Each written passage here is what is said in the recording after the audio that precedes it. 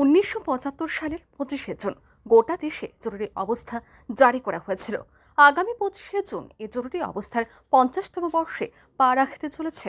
এই বিষয়টিকে কেন্দ্র করে দেশের 100টি স্থানে মক পার্লামেন্টের আয়োজন করতে চলেছে ভারতীয় জনতা যুব মোর্চা। সেই মোতাবেক রাজ্য 2টি স্থানে মক পার্লামেন্টের আয়োজন করা হবে। আগামী 25শে জুন আগরতলা সুকান্ত একাডেমি এবং আগামী 28শে জুন ধর্মনগর টাউন হলে মক পার্লামেন্টের আয়োজন করা হবে। রাজ্যের মুখ্যমন্ত্রী প্রফেসর ডক্টর মানিক সাহার হাত ধরে এই মক পার্লামেন্টের সূচনা হবে। রবিবার এক সাংবাদিক সম্মেলন করে এ বিষয়ে বিস্তারিত জানিয়েছেন প্রদেশ যুব মোর্চার সভাপতি তথা বিধায়ক সুশান্ত দেব।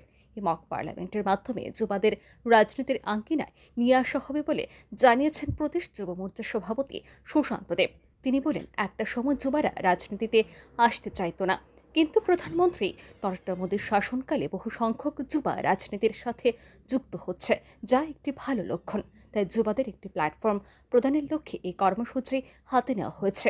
এতে করে যুবারা দেশের সংবিধান সম্পর্কে অবগত হতে পারবে বলে জানান বিধায়ক সুশান্ত দেব। 50 ইয়ার্স অফ ইমার্জেন্সি, এই ইমার্জেন্সিকে সামনে রেখে ভারতীয় জনতা যুব মোর্চা গোটা দেশব্যাপী 100টি জায়গায় মক পার্লামেন্টের আয়োজন করেছে এবং আমরাও প্রদেশ ভারতীয় জনতা যুব মোর্চা ত্রিপুরা প্রদেশ আমরাও রাজ্যের 2টি স্থানে আমরা মক পার্লামেন্ট করব।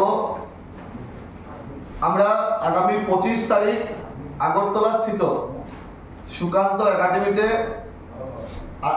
এবং আগামী 28 তারিখ ধর্মনগরে, এই 2টি স্থানে আমরা মক পার্লামেন্ট করব।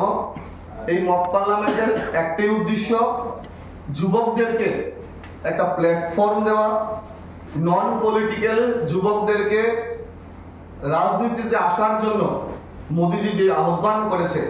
মোদিজি বলেছিলেন 1 লক্ষ যুবক সারা ভারতবর্ষের যারা নন পলিটিক্যাল ব্যাকগ্রাউন্ডের আছে ওনাদেরকে রাজনীতির অঙ্গনে আনা হবে এবং সেই লক্ষ্যমাত্রাকে সামনে রেখে নন পলিটিক্যাল যুবকদেরকে পার্লামেন্টারিয়ান এবং লেজিসলেটরস বানানোর জন্য আমরা এই কার্যক্রম হাতে নিয়েছি।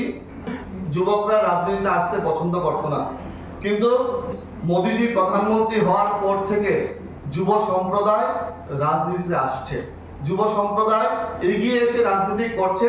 এটা কিন্তু আমাদের দেশের পক্ষে, পলিটিক্সের পক্ষে একটা পজিটিভ সাইন এবং ভারতীয় জনতা পার্টি একটা প্ল্যাটফর্ম, যুবকরা যারা কাজ করার একটা প্ল্যাটফর্ম, মানুষের জন্য একটা কাজ করার প্ল্যাটফর্ম।